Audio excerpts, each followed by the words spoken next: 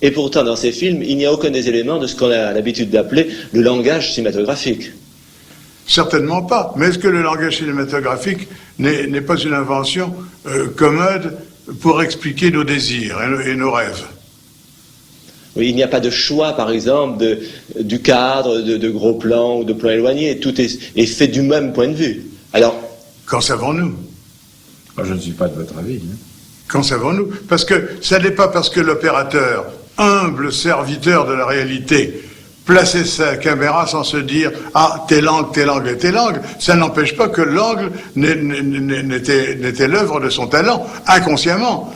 Ce qui me semble terriblement important, voyez-vous, dans l'histoire de l'art, c'est que beaucoup des grandes œuvres sont inconscientes. Je vais plus loin. Maintenant, quand vous tournez un film, ou quand j'en tourne un, si nous réussissons, si le film est acceptable, eh bien, c'est malgré nous. Je pense que c'est simplement une illusion.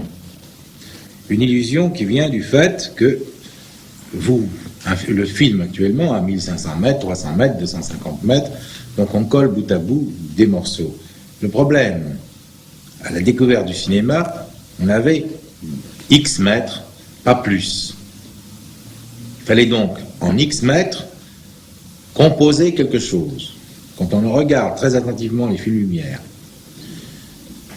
ça a l'air très spontané, on a posé la caméra dans la rue, c'est la rue qui passe, et si c'est très savant, si ça bouleverse, on se dit c'est le hasard.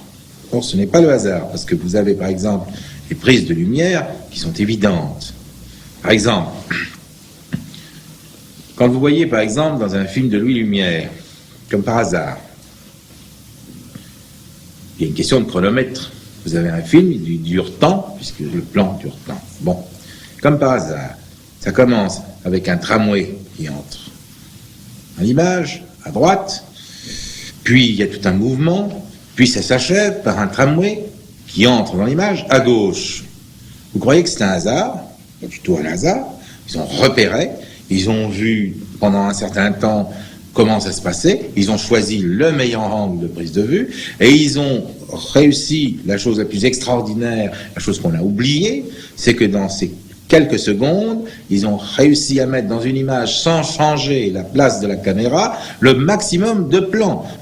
Vous avez des gros plans, vous avez des plans rapprochés, vous avez des plans américains, vous avez des plans d'ensemble, et vous avez un mouvement qui unit tout ça.